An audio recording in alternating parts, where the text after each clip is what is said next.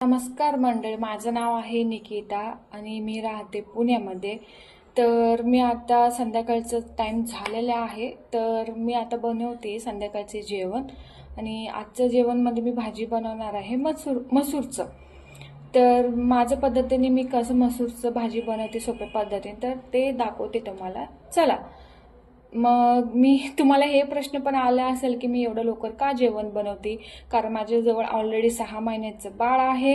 So मला लवकर जेवण बनवावं लागतो. तो कधी उठेल, कधी तो रडेल, मला नाही माहिती. ते गोष्टी माहिती आहे, पण तो कधी उठेल हे सांगू शकत नाही मी. सो त्यामुळे मला लवकरात लवकर माझा स्वयंपाक करून ठेवायचा असतो. आणि माझे मिस्टर पण ऑफिसला गेलेले असतात आणि नंतर ते गोंधळ व्हायला नको म्हणून मला लवकर बनवावं लागतं. तर मी तुम्हाला आज मसूरचं भाजी कसं बनवायचं ते दाखव.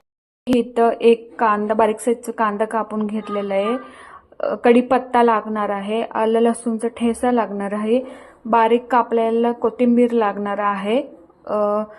हे सगळं झाल्यानंतर आता फोडणी कसं घालायचं, ते नॉर्मल फोडणीच घालायचंय, पण बनवायचं ते कसं मी दाखवते. चला.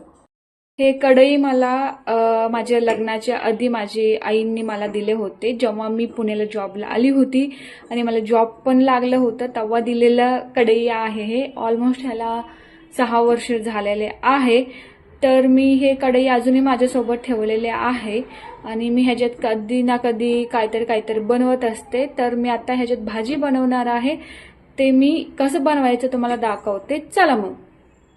तर तुम्ही बघू शकता, इथं मी कढई गरम करून घेतले. त्याच्यात मी आधी मोहरी टाकते, त्याच्यानंतर जिरं टाकते, त्याच्यानंतर कढीपत्ता, त्याच्यानंतर जाईल कांदा,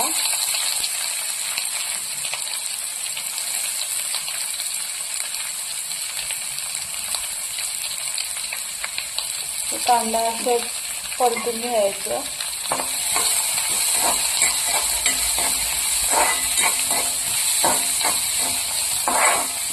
थोडंसं ह्याला लाल कलर यायला पाहिजे, म्हणजे ब्राऊन कलर व्हायला पाहिजे, मग ते चवीला खूप छान लागते.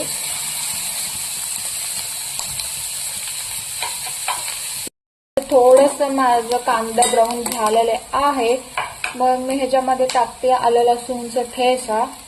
आलं लसूणचा ठेचा टाकल्यानंतर थोडंसं म्हणजे भाजून घ्यायचं ह्याला, कारण की आल्याचं स्मेल नाही ना, ते निघून जायला पाहिजे. कारण आलं कच्चं राहतो, स्मेल नाही गेलं तर मग भाजी छान लागत नाहीये. त्यामुळे मी काय करते, थोडंसं ह्याला भाजून घेते, स्मेल जाऊ दे म्हणून. माझं